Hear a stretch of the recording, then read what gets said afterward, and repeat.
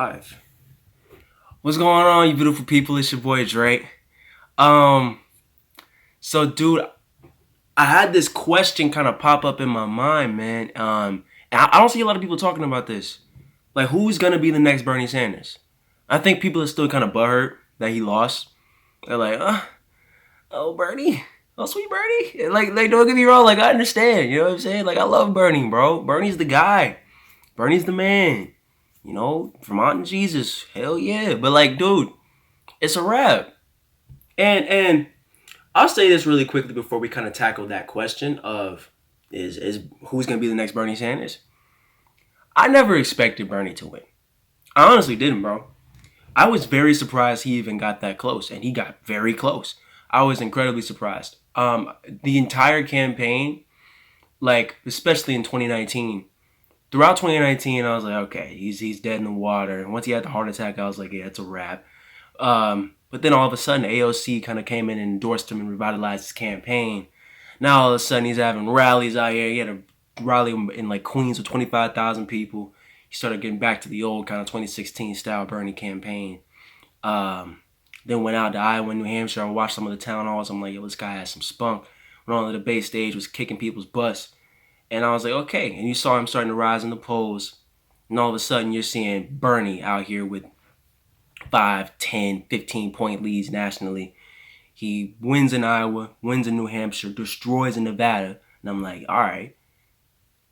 Somehow he's still going to lose. Somehow he's still going to lose. I always had that thought. There's no way they're going to let him win. No way. I would still donate. You know what I'm saying? Like, I was still like, I hope it happens, but I don't think there's any way they're going to let it happen. And by they, I mean the Democratic establishment. I was like, there's no way this is about to actually occur. like you honestly think Bernie represents an existential threat to everything that they fought for. Everything they stand for, the corruption, the backroom deals and the politics and right, showing one face to the progressive base and the working class and then showing another to their donors. Right? You know what I'm saying? You got people like Joe Biden being working class Joe, Scranton, PA Joe. Then you got Joe Biden also going to the Wall Street donors telling them, hey, nothing's going to fundamentally change. Vote for me. You know what I'm saying? So Bernie represented an existential threat to everything that they stood for. Because if Bernie got in office, right, and he brings in all his little progressive buddies, then you got the media having to start to fall in line.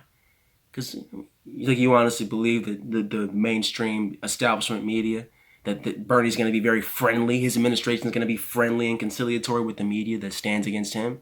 Nah, they're going to start losing jobs because he's in the White House. He gets priority, not fucking CNN. You know what I'm saying? And then you have the people in the DNC, right? You got all the establishment Democrats. You got the people in Congress. Their job's now on the line. They're going to have to fall in line because they have a whole progressive lion who's occupying the most powerful job on the planet. So I knew they weren't going to let it happen, bro. I knew they weren't. I knew the whole time. I was low-key like, yo, I'm really being pessimistic right now. Like, I need to chill. Like, just, this is a good thing. But I've had a feeling something was about to go down. Some BS was about to run amok. And that's exactly what happened. So, it's a tough go. But this begs the question again. Now that that's a wrap, how do we correct those mistakes? I've talked a lot about that on this channel, how we correct those mistakes. Things going to take inside-outside game, massive organization effort, combining labor unions, combining the activist groups, combining regular Joe folks to come out, mobilize millions of us in the streets, general strike with concise demands. Just be out there, bro, protesting, striking, demanding, demonstrating. And it's going to take also primary and establishment Democrats. Get the AOCs in there. Get the Rashida Tlaibs in there. Get the O'Connors in there. And you got yourself a whole ass movement on your hands. Tea Party times 1,000. But with all that being said, who's going to be the next Bernie? Right? Because you can't just get the Congress and you can't just have the people protesting. You need an ally in the White House. You need the presidency. Because as Joe Biden said, if we pass Medicare for all somehow by a miracle, somebody like him is going to veto it. He said he'd veto Medicare for all. Obviously, Donald Trump would. So you need the White House. So who's going to be the next Bernie Sanders? Who's going to be our progressive presidential candidate? That's a good ass question. I don't know, bro. I don't know. Because you have to think of a variety of factors. Bernie had some flaws, some major, major flaws that made it, honestly, those flaws were the main reason he didn't win and take the nomination and probably would have gone on to whoop Trump's tail. Without those flaws, Bernie would probably be the front runner for the presidency at this moment. Without those flaws. From Bernie himself, not necessarily his campaign, from Bernie. 78 years old, right? He had the age factor going for him. I can't tell you how many times some people like around my age, they'd be like, these are kids like may not be that in tune to politics. Just average folks. And they're like, yo, you like Bernie? I was like, yeah, all right, well, I like what he has to say, but he's old. He's 78. What if that man dies? I heard that so many times. I heard, yo, I like Bernie. I like what he has to say, but he's a socialist. I don't like that. Because people ain't going to vote for a socialist, right? Not in America. You know what I'm saying? You hear things like that. People would just say it all the time because they don't know any better. The mainstream media is telling them so. What are they supposed to believe? And those were inherent flaws with Bernie Sanders. Obviously, you have this corrupt mainstream media that's obviously going to go against everything you have to say because, again, we're an existential threat to their job. But it's another factor in Bernie created some of those problems for himself, being the type of candidate that he was. And I'm still of the belief, bro, you can't win the Democratic nomination if you don't take serious steps to expand the tent.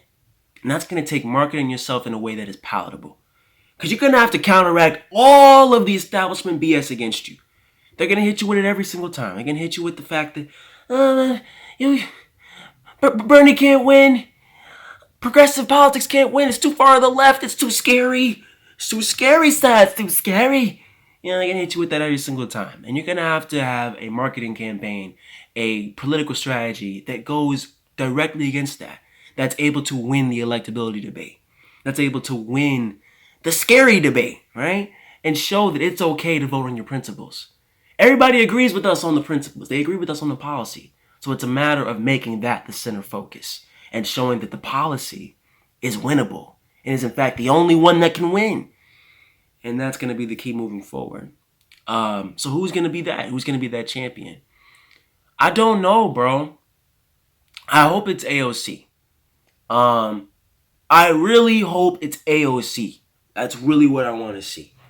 Because she doesn't have the age going against her. She does have the socialist tag, but being a young, attractive Latina with so much just power as a public speaker, the ability to inspire entire crowds of tens of thousands of people, AOC was Bernie's most powerful surrogate.